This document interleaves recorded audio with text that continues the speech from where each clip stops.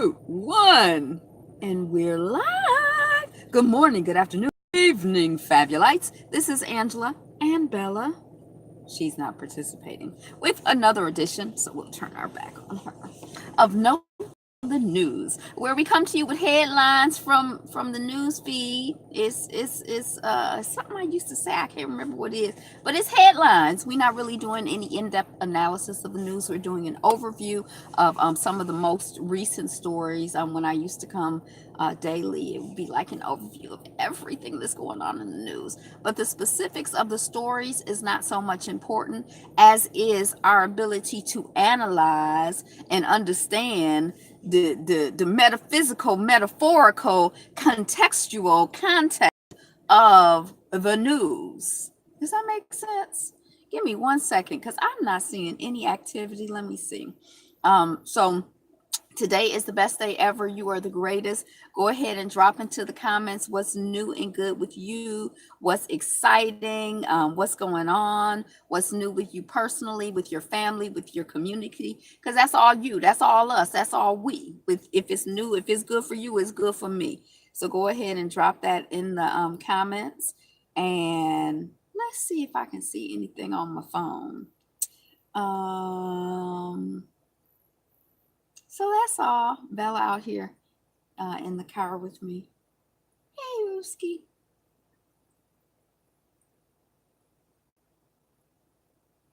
Am I live? Am I live? Am I live?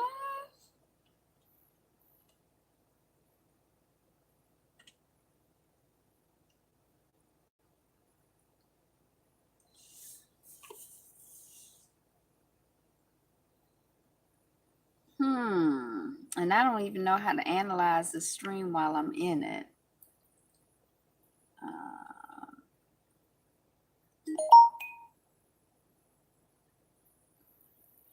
Yeah, so that's all. I guess if I'm not live, then we'll just if it's not, it's probably not that it's not live. It may be that it's not like public access. But if it's not public access, we'll add the public access later. Maybe that'll let us get more done. I don't know. Is there more to get done? So we generally start off our broadcast with discussion about the 7 principles of Kwanzaa, specifically one principle at a time. We're currently doing essays from endarkenment.com. This is probably the second or third time that we've cycled through them, one paragraph at a time, the last couple of times that we've gone through it. So let's see if we can find. So the principle that we're on is umoja. Is that right? Unity. Umoja. Umoja, unity. That's the Kiswahili or the Swahili term for umoja as we understand it from Dr. Maulana Karenga. Unity as principle and practice begins with the family, but presupposes value orientation of each member. Everybody is important. Everybody has value. Everybody in the family. We all a family. Everybody's important. Adults and children must respect and approach unity as a moral principle of family and community, not simply a political slogan. It's not just something that we say. It's not just something we say because it sounds good. It's something that we do and we live and we are. We're unified. We're one. That's who we are. If we not us, who we is. 2-1. I guess we're live again. I don't know. It says that my stream cut off. I don't really know. Normal. Can we take that off? I don't know what I just added. Okay. This is like a screen where we can do filters. So,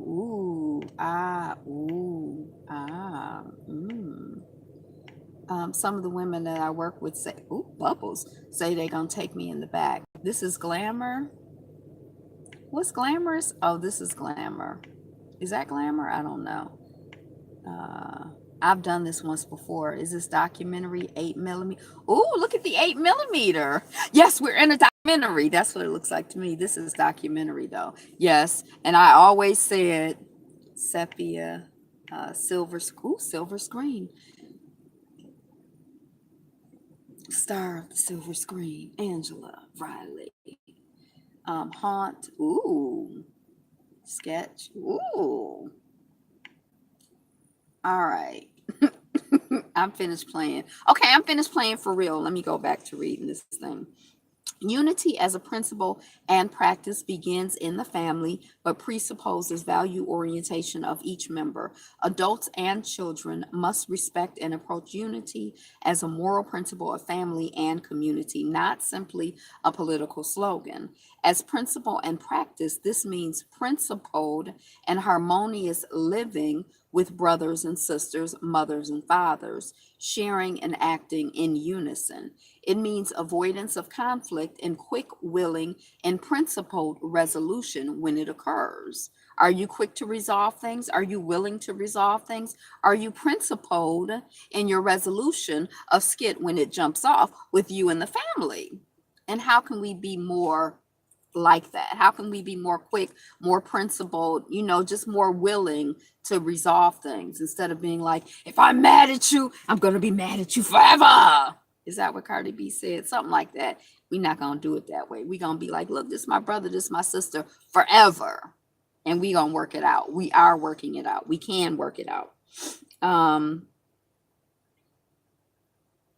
It means avoidance of conflict and quick, willing, and principled resolution when it occurs. It means a yielding and a gentleness of exchange as taught in the sacred Husia. I'm not familiar with the sacred Husia, but I am all for yielding and gentleness in our treatment of one another. I feel like society is so hard on us, and our lives are so hard, and our lives have been hard for generation after generation after generation for like 400 years now. That's a lot of hardness. That's a lot of harshness. We can be yielding and gentle with one another to the best of our ability as much as we're conscious. When we're conscious, we need to be yielding and very gentle, loving, and compassionate with each other. Yes, yes. Okay. The family must reject harshness and practice gentleness. Stress cooperation and avoid conflict. Come on, boo.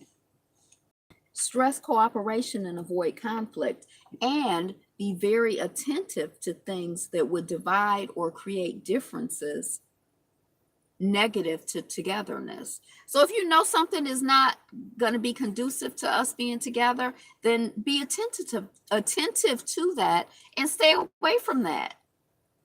Just let's be attracted to things and be around things that are going to encourage us to be together, encourage us to be better together. My kid, I'm having some problems with my tongue in my mouth today, it sounds like. All right, so that's that from endarkenment.com, Kwanzaa, the Nguzo Saba. Nguzo Saba are the seven principles of Kwanzaa. Let's see if we can see what the seven principles are. Umoja, Kuji Chiagalia, Ujama, Ujama, Nia, Kuumba, and Imani. So Umoja is unity. Kuji Chiagalia is self-determination. I don't know what Ujama is, and I don't know what Ujama is. One of them is cooperative work and economics. Cooperative, yeah. And then Nia is purpose. Kuumba, I think, is creativity. And Imani is faith. So that Ujima and Ujima, I got to work on them. They sound alike, look alike, feel alike. But anyway.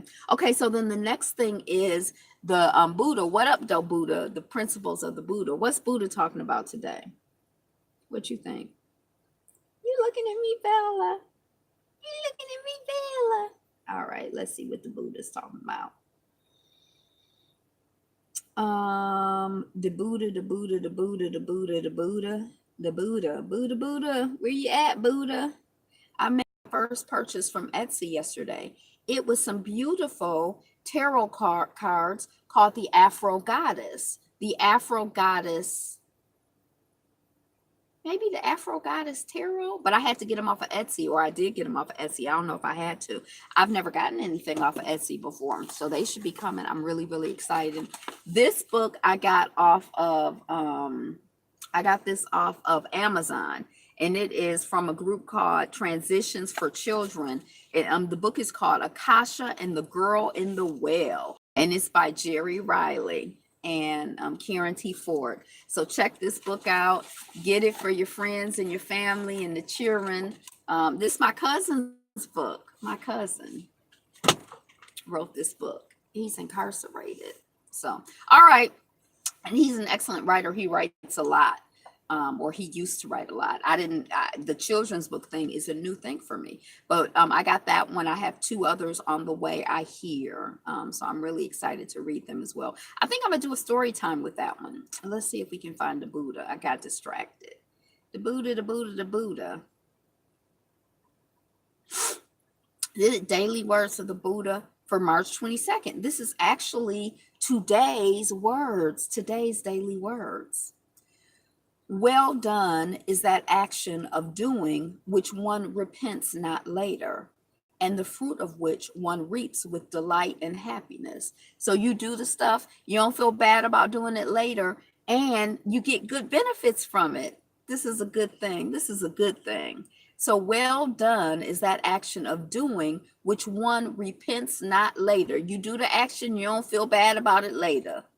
And the fruit of which, the result of this action, one gives you delight and happiness. So what kind of actions are you taking? Are you taking a lot of actions where you look back and you be like, it's nothing wrong with that, because we have to go through that to grow and develop and to learn and be better. So there's nothing wrong with, you go through some experiences and you like, I might not do that again, or I feel a way that I did that, or maybe I shouldn't have done it, or maybe there was another way for me to do it. That's how you grow and develop. But grow and develop, learn from that and do better. Continue to do better. You don't have to always do it. Y'all, it's a squirrel outside. I don't know if you can see Miss Thang. She's shaking and shimmying and kind of like at full attention. So that's the daily word of the Buddha for March 22nd. And let us jump on the news feed. So you may or may not have heard, but no collusion. There's no collusion. You may or may not have heard, but Mueller has come in with the results of he submitted his report. He breaking down his committee. It's a wrap. I heard the people saying, well, why is he doing it on a Friday afternoon? Usually you bring things out on a Friday afternoon that you're ashamed of. I'm wondering, is there shame because there are going to be no more indictments? He not indicting your boy Zero. Your boy Zero, he said no collusion.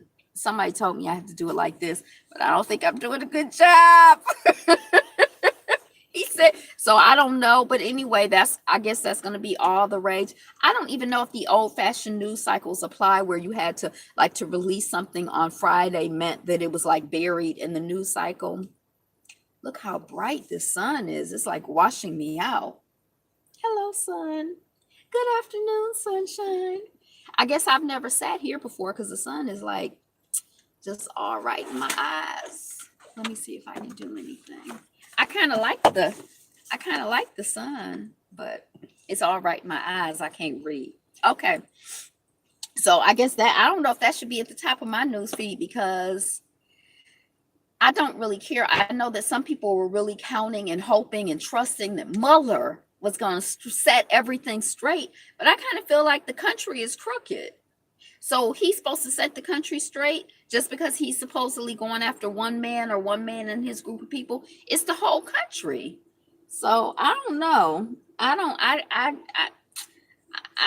My expectations were like, I don't know. I mean, it's almost like watching a movie to me. Like, I'm not really invested in a certain way, or like, I don't really believe that anything that happens is going to impact me in a deep way. It's like watching a movie. Like, you watch it and it's like, if their world come to an end, you don't care. Like, whatever happened to them, it's just like in the movie.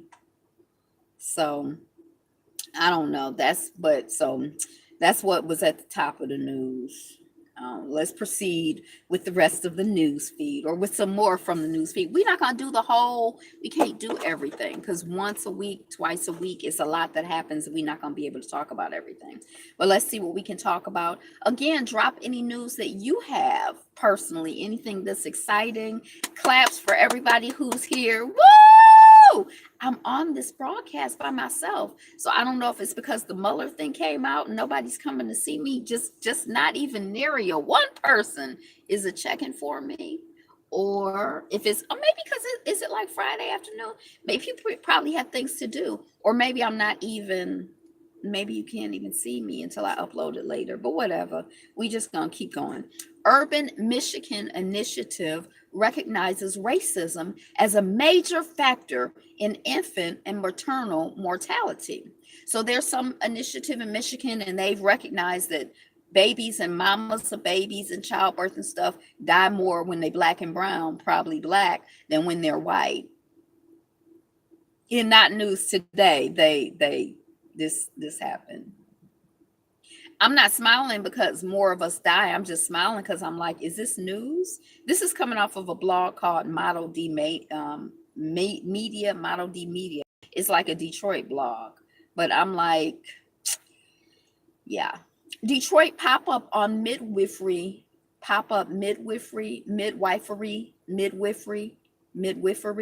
clinic wants to get neighbors talking about birthing options. I don't know. I think we should talk more about birthing options. I think this idea of a woman laying on a table at a time that's convenient for a doctor so he can cut her stomach open, that just seems counter to nature. It seems like anti-nature, like so many things in the society. It seems like you should be squatting because gravity is like helping to pull it down. And it seems like the baby should come when the baby comes, at the convenience of the baby, not at the convenience of the doctor. And it don't seem like the women should be getting cut open and having the baby just pull it out of them. But anyway, I just think that like we should talk about things that are like, just talk about. So that's all. I just want to say that. Connecticut school secretary who resigned after racist tirade blames black man for her disgusting behavior. I feel like there's like a fallback position. Like, no matter what happens, you can always blame the black man. I don't know if y'all saw that video, and I don't know if we talked about it, but it was like a little bitty white girl. She might have been like 2, 3, maybe 4 or 5. She was speaking, but she was speaking like you could understand her. So she wasn't like 3, like, when they talk that talk and you be like, what they saying? And they mamas be like, oh, the baby said blah, blah, blah, because the mamas can understand, but nobody else. So she's probably 3 or 4. And the mother is like, well, what happened? This is a white woman talking to the baby. What happened to the cookies, or what happened to whatever? And the little girl was like, oh, somebody came in the house and they stole the cookies. That's what happened to the cookies. And the mother is like, so wait a second, you trying to tell me, this paraphrasing, that the people that come into the house, they ain't take my wallet, they ain't take the TV, they ain't take nothing but the cookies? And the little girl is like, yeah, and it was a black man. And then the mother laughs. Now, this video, I saw it somewhere on social media somewhere, but I feel like there's this like game, this position, this understanding that blame black folks, blame a black man. If it's a problem, if it's a challenge, if it was a black man, that's like, I feel like that's like a fallback position for these people. So it doesn't surprise me that this Connecticut school secretary who had a racist tirade and resigned is blaming a black man. I don't know anything about the story. I haven't read the story. I just feel like it's the same old story over and over again, isn't it? We probably got about like 86 million of them on the news feed. We only going to be on here for like 2 minutes. It's going to be 86 million of the same story. Chicago Police Union wants federal probe into the Jussie Smollett case because, of course, this whole thing of Jussie Smollett supposedly faking his being attacked by racists is a serious thing, and it's significant, and it's an important thing to investigate, because probably what had happened is that black folks brought ourselves over here, and we're just falsely accusing white people of doing something wrong. What's really happened is that anything bad that's happened to black people throughout this country, throughout this history, throughout the land, throughout time and space is the fault of black folks. And Jussie Smollett is a prime example of that. He's just the tip of the iceberg, Jussie Smollett. And the Chicago Police Department, paragon of virtue and honor, honesty and integrity, wants to lead the charge in getting skits straightened out. Of course, the Chicago Police Union. And we know these police unions are just so honorable.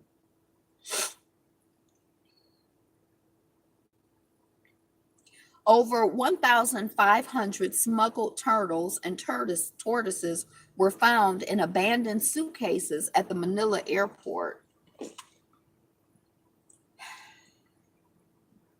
1,500 turtles and tortoises.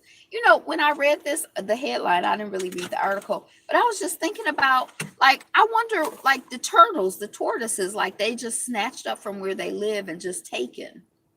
And I mean, I guess we can relate to that on some level. Maybe not in my lifetime have I been snatched up from where I live and taken, although I have relocated a gazillion times. But I mean, my people, I come from people who were snatched up from where we lived and just taken. And so I think a lot of times when I see stuff like that, I just wonder, like, do tortoises feel? Do turtles feel? How did they feel? How do they feel about just being snatched up and like moved someplace and put in a cage? Like, do they like living in a glass aquarium? When I was a kid, we used to have a pet turtle. And one of our pet turtles we found on the street just walking. And then we put him in a glass aquarium. But was he happy there or she happy? I mean, it just seems so unnatural and like, who want to live? I mean, it seems like they were created to live a certain way in a certain place, and that's their nature. I'm getting beep ups, pop ups. I don't know if you can hear that, but anyway. And so I was just like I was just curious about the turtles and the tortoises and how they felt and what they were experiencing. I don't know why exactly. New Jersey school apologizes after guest speaker tells students Adolf Hitler was a good leader like MLK. Now, I have this thing, and I've been having more and more conversations about it, where I feel like at some point I realized because someone was doing some education, you know, somewhere I read it, Twitter, Facebook, wherever, and somebody was like, Adolf Hitler and the Jews, that was like, let's say 6,600,000. I don't even really know the numbers. But if you look at the Congo and Black folks in the Belgium, King Leopold, what he did to Black folks and the number of Black folks that he impacted, the comparison between Leopold and Hitler looked like a little puppy, a little, you know, like he was playing games compared to Leopold. And like, why are we as Black folks running around talking about, oh my gosh, you're like Hitler, the worst thing you could be is Hitler? We should be orienting things to us and our experience. How come we're not orienting things to us and our experience? I know why, because we're trained to not even think about us and our experience. But I just want to reset that. I want to start talking about stuff more and more and resetting more and more to be like, oh my God, that you're like a Leopold. He's worse than a Leopold. That's worse than King Leopold. I don't even know if I want to say Leopold's name so many times, but I feel like Hitler ain't got skit on Leopold.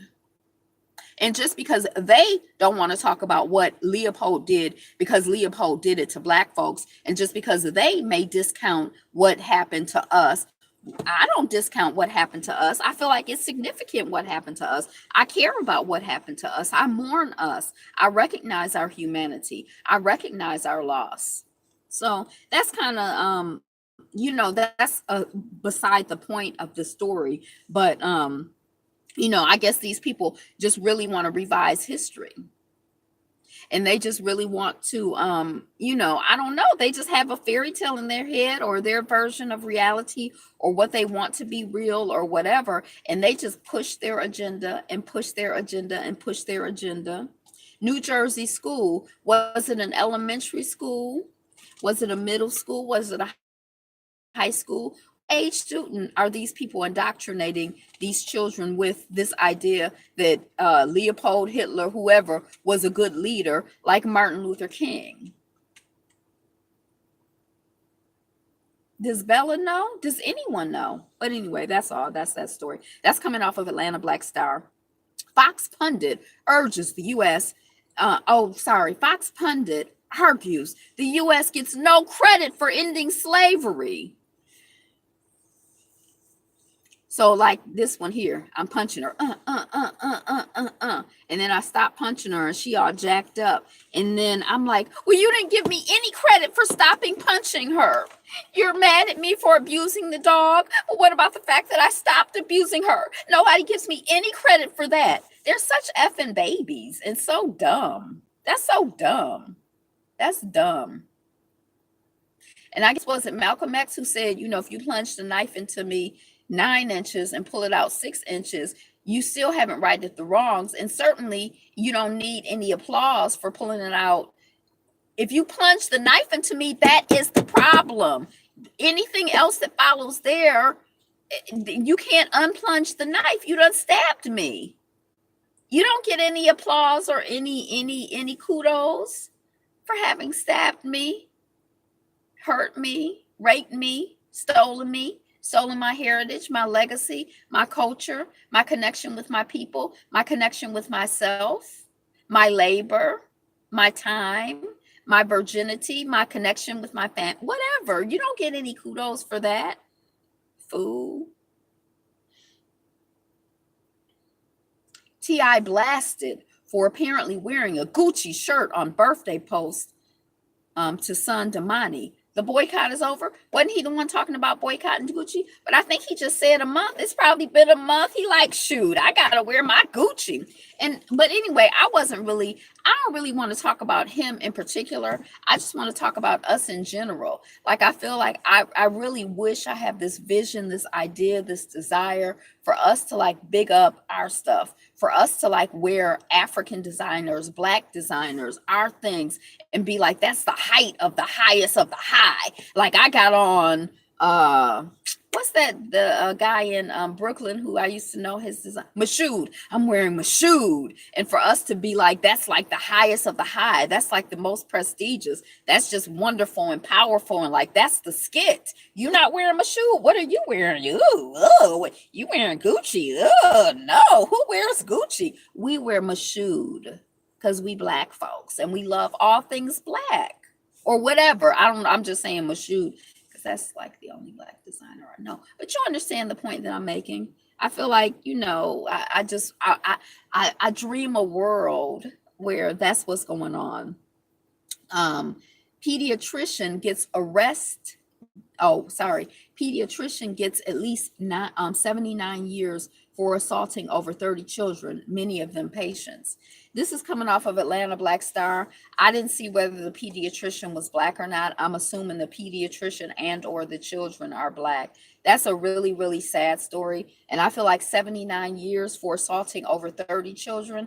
I feel like if you assault a child, then you've basically stolen their life. So I feel like you should get at least one lifetime for every child you assaulted. So if you assaulted 30 children, I feel that you should get 30 lifetimes at least. Because imagine you're 6, you're 7, you're 12, you're 14, you're 8, you're a child, and someone sexually assaults you or assaults you however. You carry that with you for the rest of your life. You carry that with you into every relationship. You're passing that on in some way, shape, or form to your children because you get corrupted, you get twisted, you get turned, you get changed, you're impacted, affected forever by that assault. Your life is not your life anymore. This has impacted and changed and reshaped your life. So I feel that this person should get 79 years, 100 years, a life sentence for every single child that they impacted negatively. San Antonio officer fired for repeatedly using racial slurs during the arrest of a young man. Now, again, this is in not news because we know this happen all the time. But when I was first reading it, I'm like, why don't he save his racial slurs for when he's not at work? I don't use racial slurs when I'm at work. When I get off the phone with a client, I'm not like, first of all, we don't even have any racial slurs, Black folks. Like if I call somebody a cracker, is that a racial slur? I don't really think so. I don't think there's any equivalency to the racial slurs that white folks have for us. That's just how I feel. But like, I don't get off the phone and be like, this cracker did this. I'm at work. I save my racial slurs for at home. That's what I was thinking at first. And then I'm like, I don't even use racial slurs at home. But just the idea that you can't even hold off, and I guess since I'm not really like a racial slur type person, I guess I don't understand, because I just figure, well, on your professional time, don't use your racial slurs. Save them for your personal time. But I guess since I don't use them, I don't understand how the compulsion to just use them. And they really seem compelled, these people. And I'm using the word people loosely, just because at this moment I don't really have any other language to use. They seem compelled, they seem like it's a compulsion to use racial slurs. So this officer was fired in San Antonio. Has he been rehired or she been rehired? I bet you they have. That's how I feel. I don't know. Sometimes I think I'm like really jaded. Am I jaded, or am I just like really tuned in to how this society works? I don't know. Coroner says young and restless star Christophe St. John died of heart disease. I'm really I'm thinking a lot about people dying young. Like, there's a young person who works next to me, and he was telling me about his uncle and his dad, both who made their transitions under 50, 45, 47, my age. And then there's another young woman who works there, and her dad made his transition. And I'm thinking that girl is probably like 20, 25, maybe 30. I don't know how old she is, but I can't imagine that her daddy could have been 70, but I'm thinking that her dad made his transition in his 40s or 50s or maybe even 30s. And I was just thinking, is this like some new trend? Is this more common than it used to be? Are we dying younger? Like, are the demographics changing? It just made me wonder and think about it. And then this Christophe St. John, I don't know how old he was, but I feel like, wasn't he like in his 50s? He was relatively young, and he's made his transition. So anyway, Daniel, just as I'm thinking about it, if you have to leave early, you can come back and watch the rest of the replay. If you came in late, I used to say this sometime, but if you came in late, you can come back later and pick up where you left off. Like, share, comment, subscribe. My name is Angela. The channel is Be Fabulous You. I think I used to say that I have to go back to some of my old videos to figure out how this notes on the news work. I feel like I done picked up somebody else's show. Daniel Caesar says Black people should bridge the gap with white people. Gets canceled by Twitter. Now, when I first heard that, I don't think I heard it on Twitter. I don't know where I heard it, but I didn't know who Daniel Caesar is, and I still don't. But I think he's like a Black performer. And then I heard that the guy who wears the vest, DeMarc, what's the man's name who wears the vest? McKesson, that McKesson, a Black activist, maybe a Black Lives Matter activist or whatever, but a Black activist kind of reached out to him and talked to him. And that was the part that I was really like kind of feeling in a good way about it, because I feel like a lot of times we're ignorant, and we just are. There are a lot of things we're not aware of and that we don't know and that we don't understand. And we're in a society that's constantly bombarding us with untruths. Bombarding us with untruths about who we are, bombarding us with untruths about history and how things unfolded, bombarding us with untruths about our nature and other people's natures, with propaganda, with mess and confusion. And so a lot of us are messed up and confused in lots of different ways. Some of us might have clarity about one thing and not have clarity about something else. We may have it together in terms of understanding some aspect of history, but we may still not love ourselves and may not be in love with ourselves and may be dating white people. We may have it together in terms of eating well and taking care of our body, but then, whatever. It's like, it's so many ways in which we can be messed up and confused. And I really kind of like the idea of one of person talking to another person and helping the other person. Like, I'm not really a big fan of dragging people. I'm not really a big fan of dogging people out. I'm not really a big fan of criticizing people. I'm not really a big fan of humiliating people publicly, especially us. We started off this conversation talking about how we need love, gentleness, and compassion, especially among ourselves. And I'm a fan of that. So I'm a fan of, somebody pulling somebody aside privately if they have a relationship with them, if they have a connection with them, and being like, yo, or hey, or did you think about this, or are you aware of that? And the person may or may not be receptive to it, but I just kind of feel like,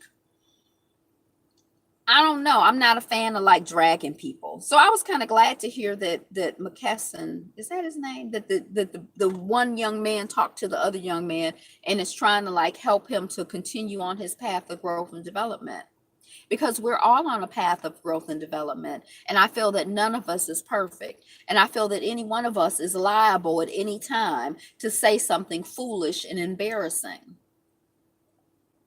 And at any time and at any moment, we might be embarrassed by some foolishness that we have internalized because we're a part of this society. And this society hates us so much and hates humanity, especially Black folks, so much that you just never know when you're doing something crazy. I remember my mother talking about, buying candy bars, buying stuff when we were going through, some of y'all may know, but when we were going through the first early stages of my cousin having his leg amputated because of diabetes, because of sweets. And at one point we were like with him at the hospital, he like, give me a candy bar. It's like, well, haven't you had enough? And it's kind of like a lot of us are like that in lots of different ways. I know someone who, the story I heard, I can't say that I know personally, but the story I heard is that somebody had was in the hospital from using, this was back in the day when crack was a thing, but they were in the hospital from using crack, where they had almost died and they were trying to get crack. I feel like a lot of times we're doing things that are against ourselves, not because we're evil people, but because we're doing the best that we can, and we're not perfect. So I feel like before you go drag somebody else, look at yourself and try to correct yourself and make yourself better. Look at yourself and see the areas in which you can clean up your act, and not just clean up your act in terms of what you say, but clean up your act in terms of your real life, day in and day out behavior. That's how I feel about that. If anybody asked me, and nobody asked me, but I'm just saying, that's how I feel. Referee who forced Black wrestler to cut dreads. Remember that little boy? He's like, you can't wrestle unless you cut your locks. And the little boy cut his locks. And the people were like, yeah, he's a good team player. And the other people were like, he a good team player? Where was his team for him? His team wasn't standing up for him. Why the little black boy, the little blackish boy, I think he might have been biracial, but the little blackish boy, why he got to be a team player? Why we always got to be the team player? Why can't the team play for us? Why can't the team stand for us sometimes? Why we always got to be the one making the sacrifice for the team? So they were like, that was part of the conversation. So this referee who forced this child to cut the Black wrestler to cut his locks, he has filed a legal claim alleging defamation, and emotional distress, because of course the victims are always the white folks, especially the white men. I mean, they just have it so hard, just so hard. It's just hard out here. It's hard, it's hard out here for a white man.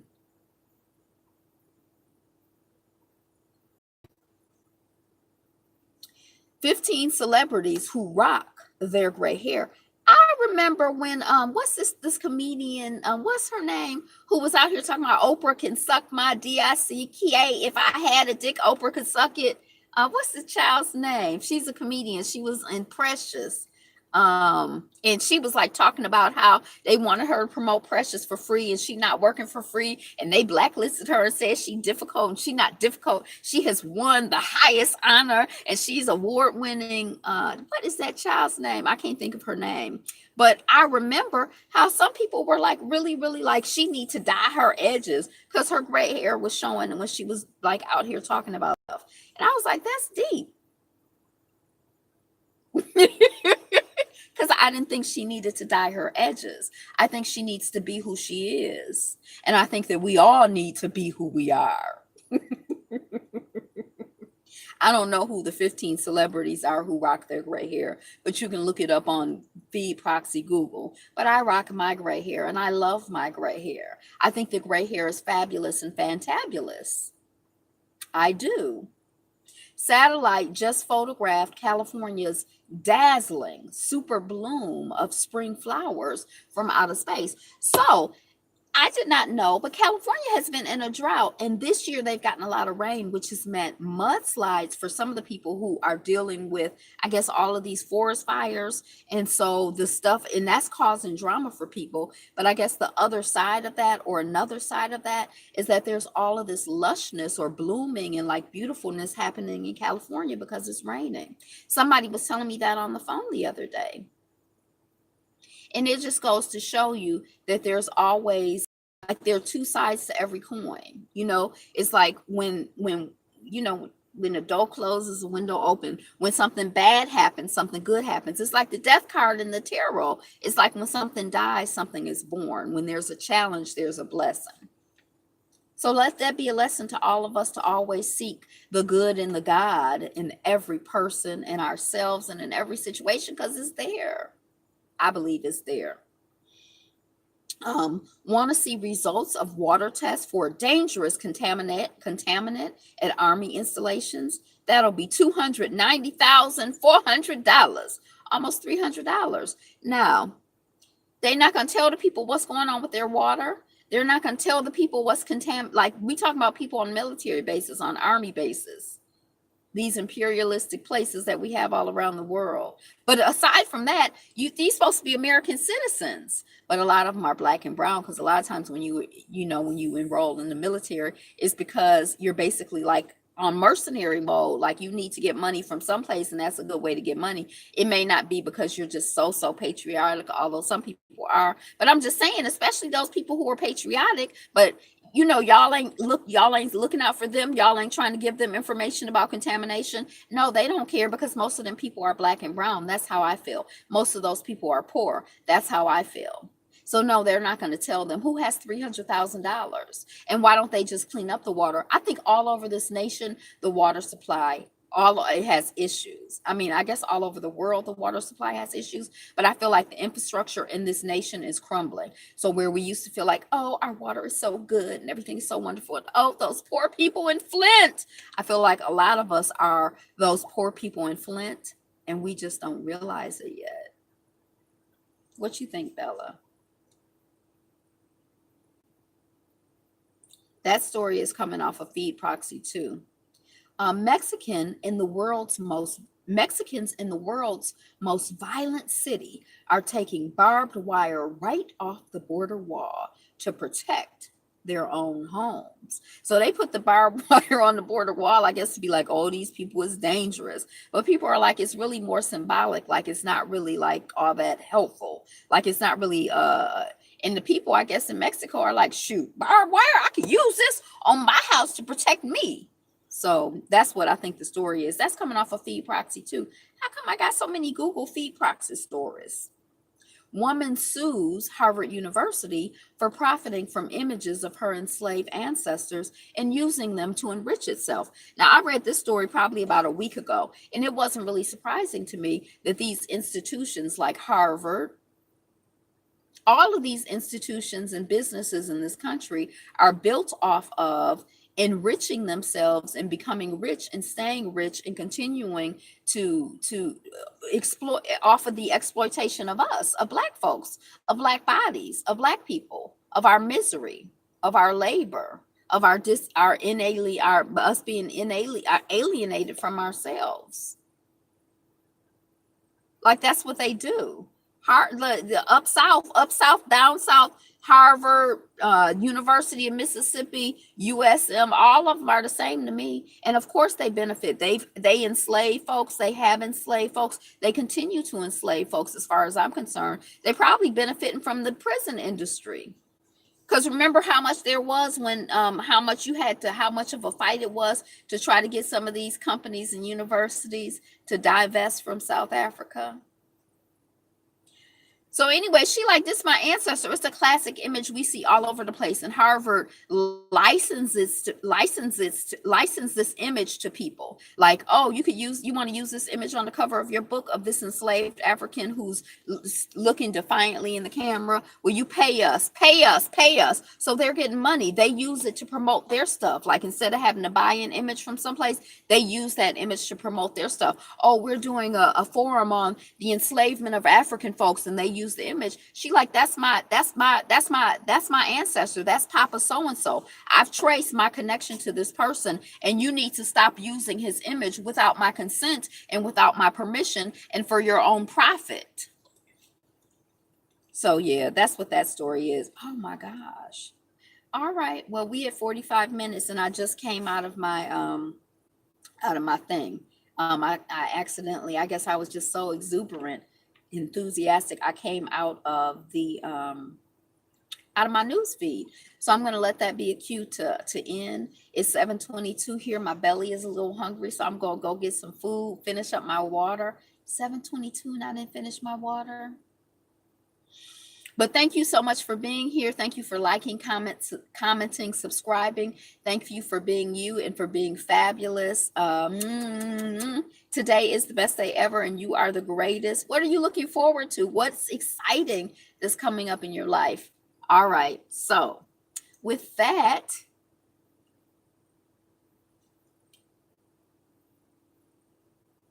hey. I always hold this up like I want to show you. It's coming from here. Be you. Be fabulous. Be fabulous you. Who you gonna be if you ain't you? Who we gonna be if we ain't we? Who you gonna be if you ain't you? Be you. Be fabulous. Be fabulous you. Pooh.